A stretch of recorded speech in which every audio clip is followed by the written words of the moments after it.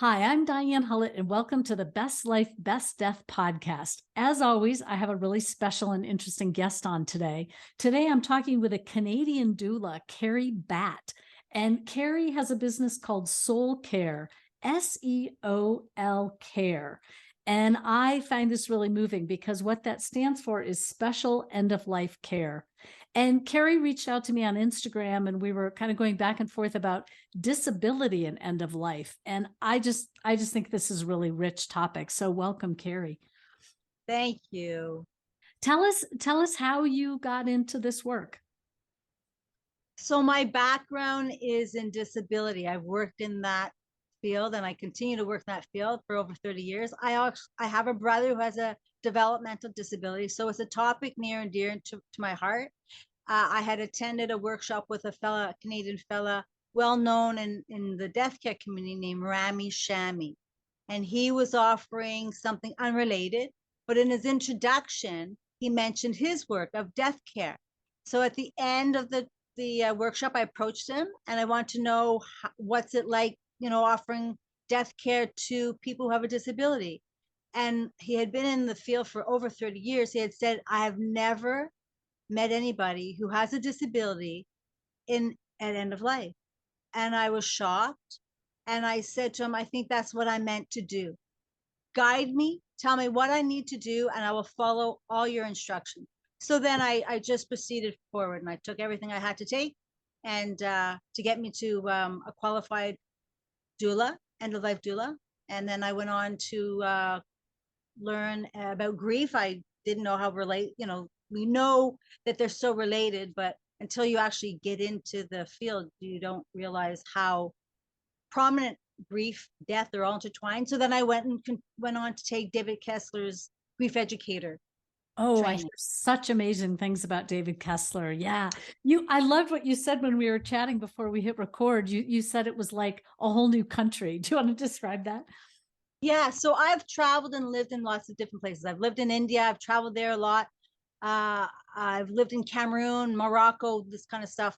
And so I really understand about culture shock and what it's like to go into another culture, learning another language, learning another way to communicate and all that kind of stuff. And so when I took the all the death care information and training, I kept trying to figure out what is this feeling that I've had this before. I know this feeling, but I couldn't identify it. And so as I continued on in my learning, there was one day that I was able to realize, aha, this is just like my travels when I lived abroad and I had to learn another culture and words and language. And in death care, you are learning words that you've never said before, just holding space, just simple stuff, right? Holding space. I remember the first time when I said the word death, the first time I said dying, uh, death, the deposit, when you deposition of a body, that was the big kicker. Depose, Oh, yeah, when there's disposition. yes, sorry, yeah. So that was that word. I got so hung up on that word, and that word made me realize about the culture thing, and that word got me to write the article that they're so intertwined. It's like, yeah, you're going into a whole new culture. It really totally is. Well, and I think, you're saying that in terms of the field of death and end of life care. I think it's probably also true with disability, right? People are either familiar with that world and that word and the words that are surrounded by it, or it's a different country and it's a different culture for some people. Tell us more about what disabilities you're meaning to, what disabilities you're really talking about. So as the spectrum, so you have, all the way from a physical disability, so somebody who is a quadriplegic, a paraplegic, somebody who has cerebral palsy, somebody who might have dual disabilities. So you could have cerebral palsy and have a developmental disability, and maybe in there you might have a mental health issue. So all the way from physical right through the spectrum to autism and a developmental disability, the whole spectrum. Yeah. So Sign language, I don't speak, I'm deaf, I'm blind, that kind of stuff, everything. Everything. I Yeah. think it's really interesting to think about how different disabilities play out differently in end of life situations. So the basic would be, big thing to start off with is communication. How does the person communicate? So if you're with somebody who, say, paralyzed since they're 25 and now they're at the end of life, they've always, you know, made their own decisions. They've lived on their own, even though they were quadriplegic. Uh, so communication and decision making is known to them, is familiar. So you would carry on in that fashion. But many people that I've been engaged with, a developmental disability and perhaps no language communication. Let's just say it might just be eye movement. So looking up says yes, looking down is no. One going to the right is another thing, going to the left is another thing. So communication, getting to know how this person communicates as well as comprehension.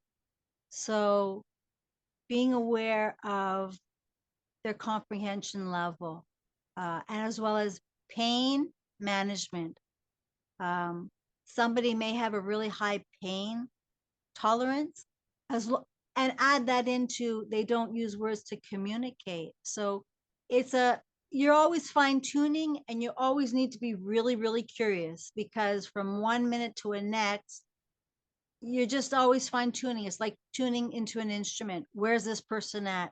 What are they trying to tell me? Is it a wiggle of their toes tells me that they're really flinchy and there's some pain going on?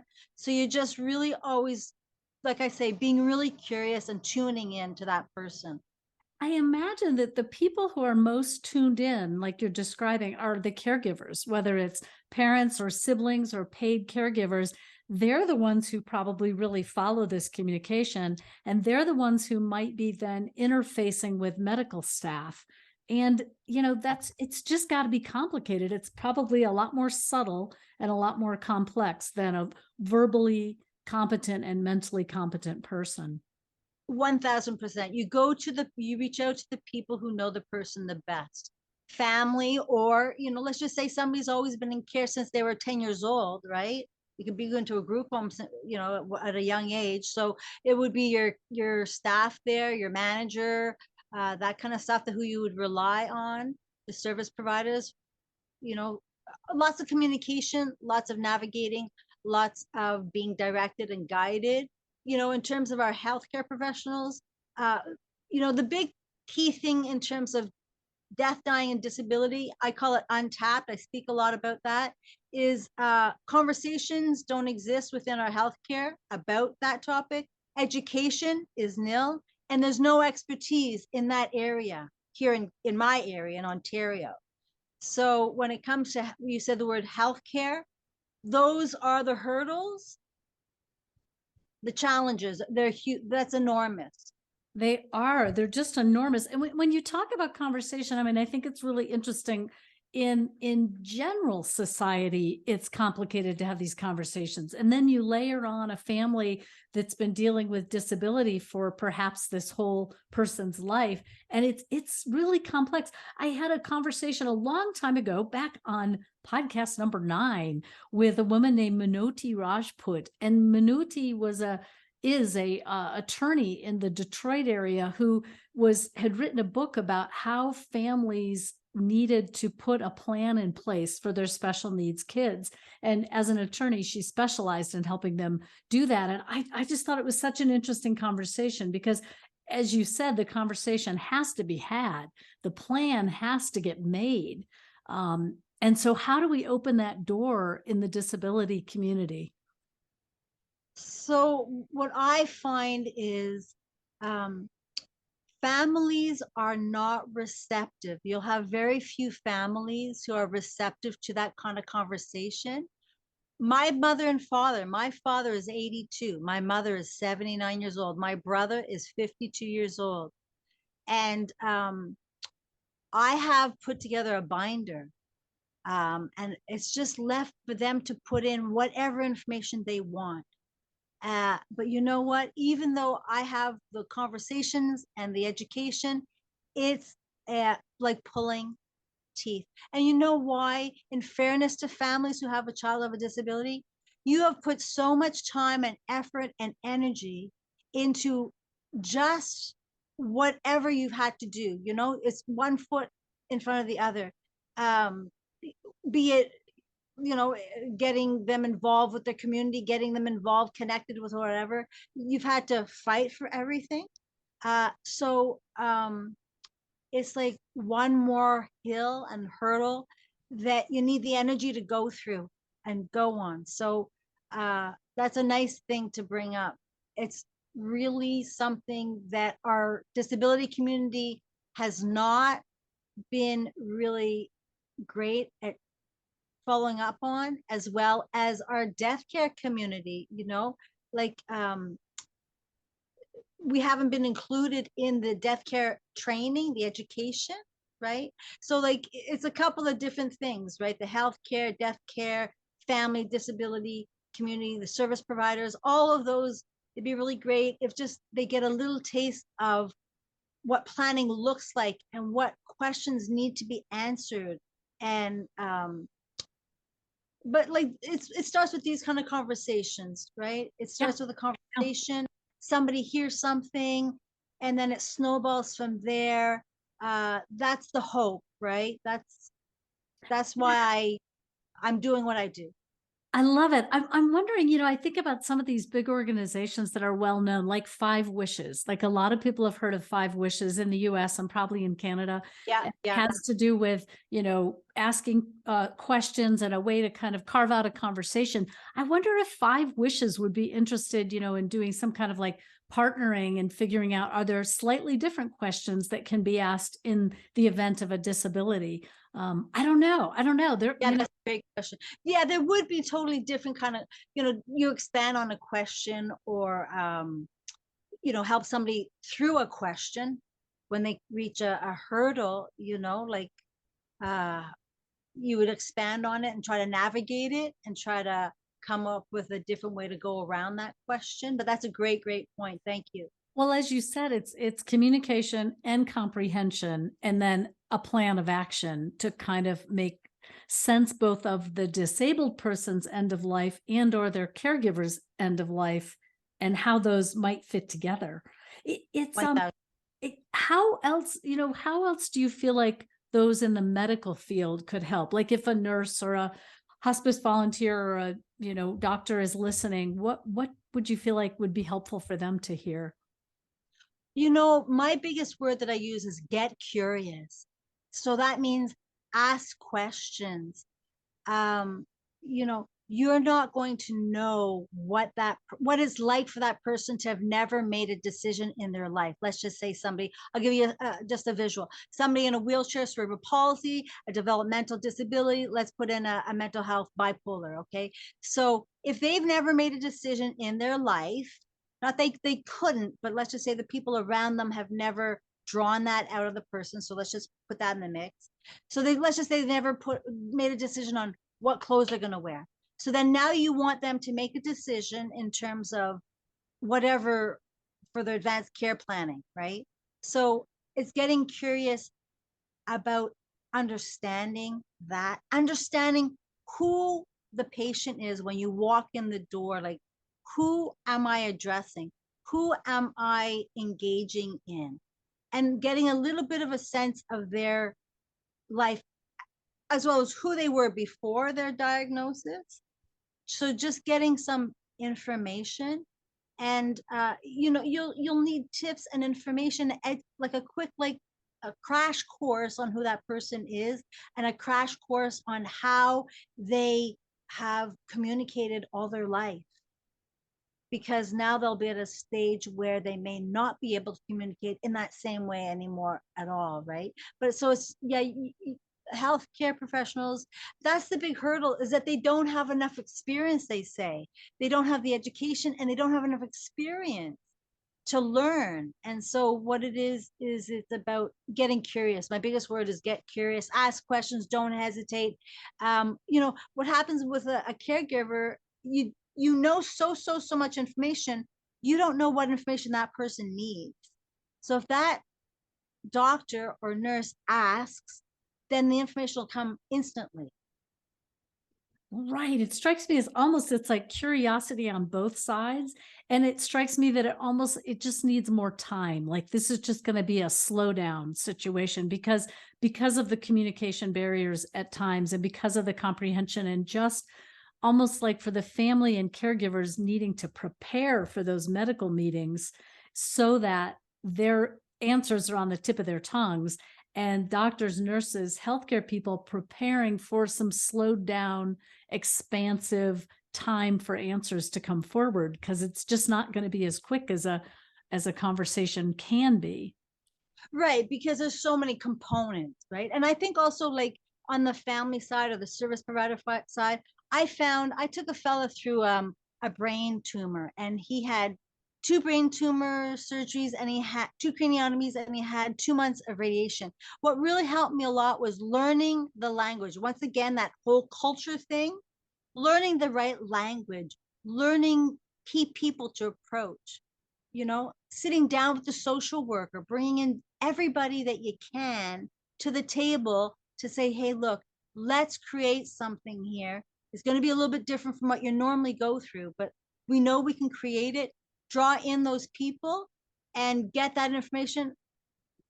It's essential to draw in all the people in the health, like part of the team, get them up to snuff, get them where they need to be.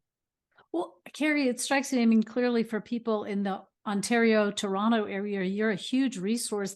What is the best way for family, friends, caregivers to find resources like someone like you who has a disability lens through which they can help hold this experience?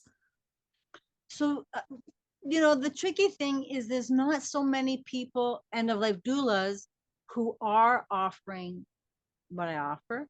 But you know what? Beyond Canada, I know that the UK has done a lot of really, really great work. But mostly, like, for me, my resources have been my own personal experiences. I've learned so much by just being involved. Do you know what I mean? Yeah, beautiful.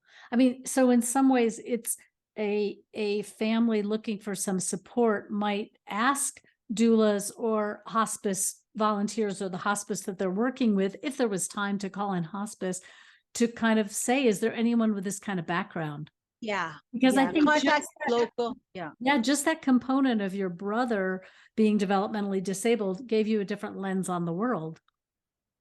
Yeah, and it's so funny because you don't realize it until, I didn't realize it until I started getting into talking about grief support and end of life support, that I realized what that means to families and what that means to service providers, that I have a lived experience.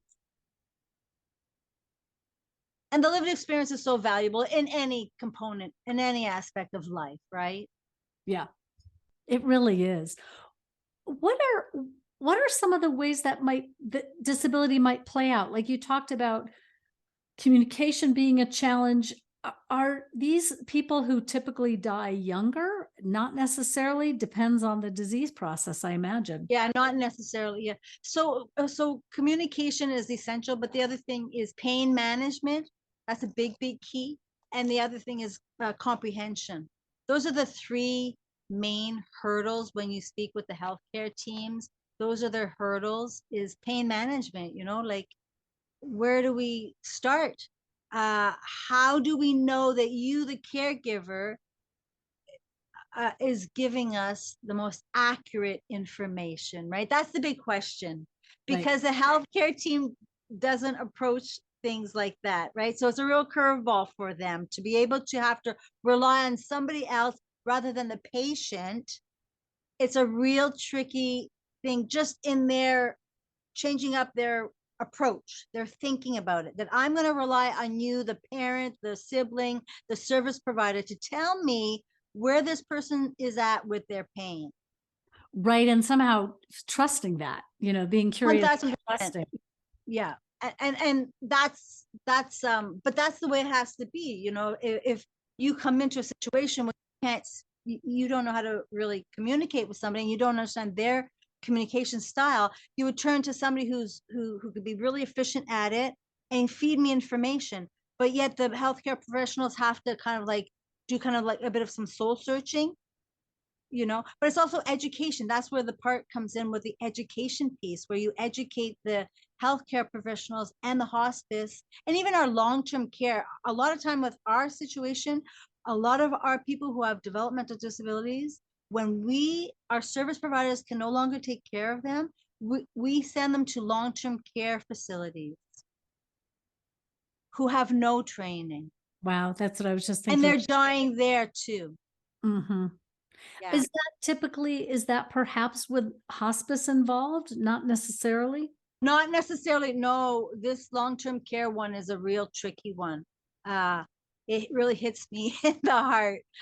No, there's no, it's a real tricky thing. It's only slowly, I'm a part of a group that we're starting to talk about that, a long-term care group where just recently I spoke and I was able to talk about developmental disability in long-term care with palliative care, and it was a light bulb moment for them. So hopefully something will come of it, but it's a bit of a stretch right now where I'm located. I can imagine it's money and time. I imagine a lot of people end up being cared for at home.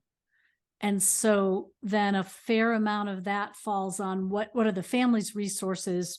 Do they have the ability to reach out and speak to hospice? Is there an appropriate hospice in their area?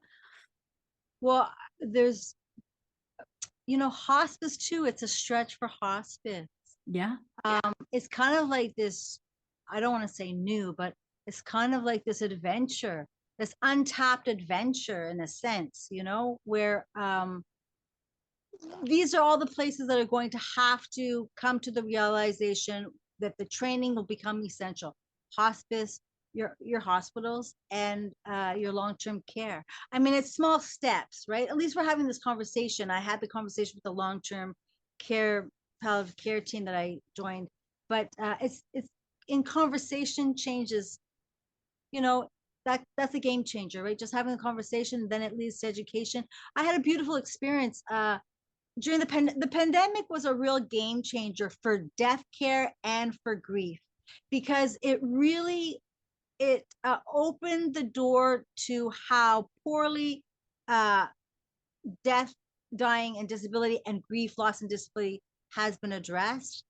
And what happened through it for myself is that a bereavement agency contacted me, and I was able to do a basic disability awareness training, a 2-hour, and it was beautiful because it was nice because they acknowledged how little they know about disability, and they realized that, but they actually acted upon it, sought out somebody.